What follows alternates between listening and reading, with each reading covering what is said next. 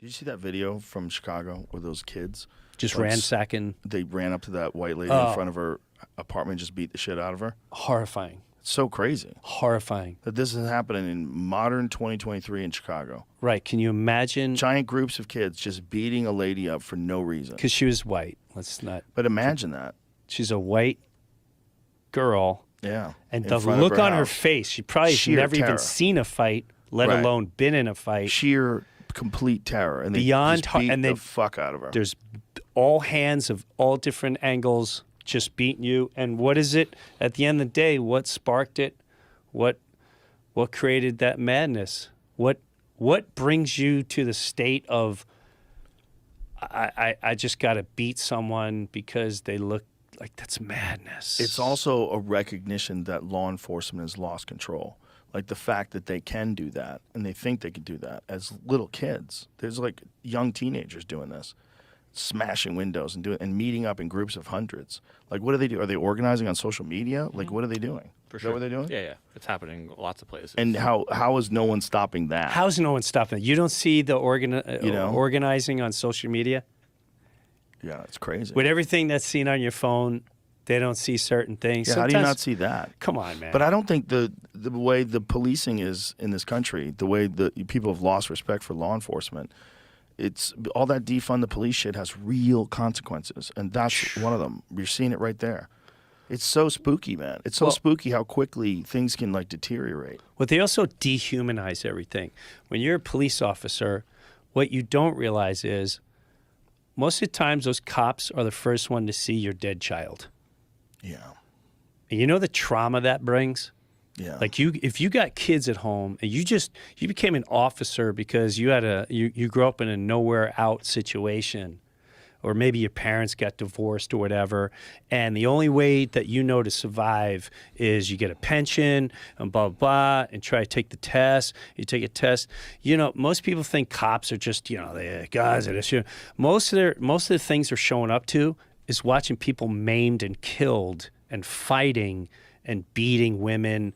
I mean, the most horror for so many people in the fire department, police, you show up, and like, yeah, the kid's dead in the back. You want to call the mom? You know what kind of, like, that's the side that no one will ever talk about. And that's the side, you just show a clip that happened at one particular incident, and then the demons, we call it news media, the monsters, the creators of pure evil and violence and mind control and emotion control, spit out, and then boom, they hit the nerve knowing they can manipulate and control and spread violence. And it's also activists wanted to say that the problem was cops are showing up, law enforcement, for things that should just involve counselors, and that these cops are not qualified to do that, so they're going to defund that aspect of the police. The problem is just that narrative alone devalues the police. It's like you put this thing out there that we need to stop funding the police.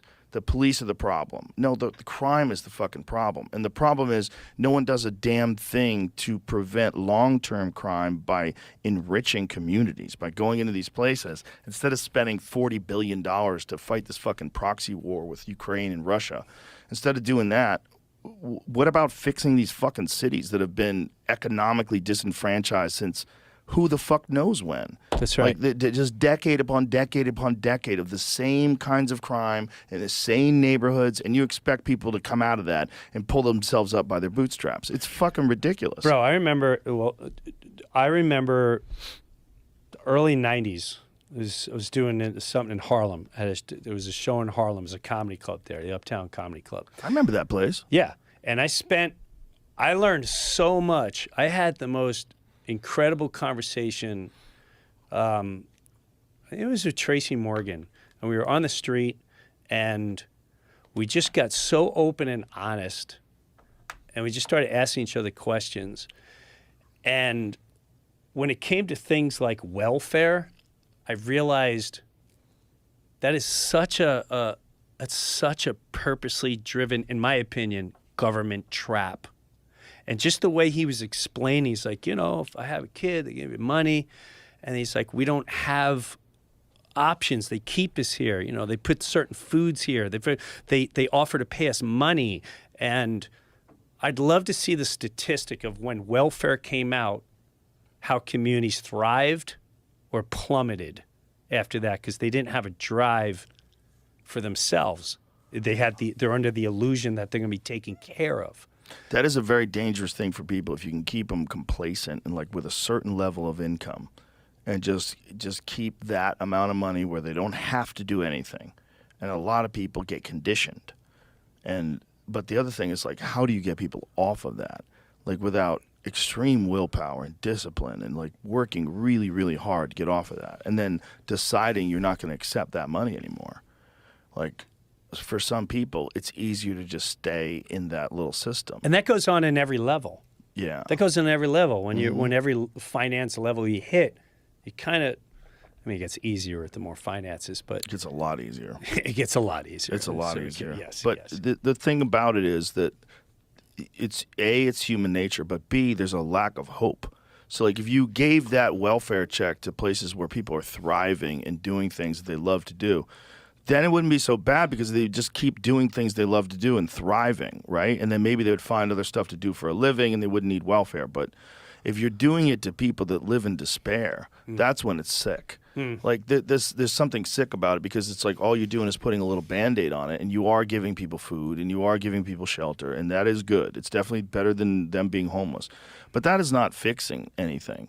And the only way to fix it is to give people hope. And you can't have any hope when you live in a community where like everything's fucked, where like everyone's Drugs run rampant, Violence, cigarettes, gangs, liquor store, everything. Everything runs rampant. Yeah, and that's the real problem. The real problem is people have a lack of hope, lack of positive role models. Everybody that you know is either involved in crime or the victim of crime or avoiding crime, or it's like you're just dealing with constant violence and crime.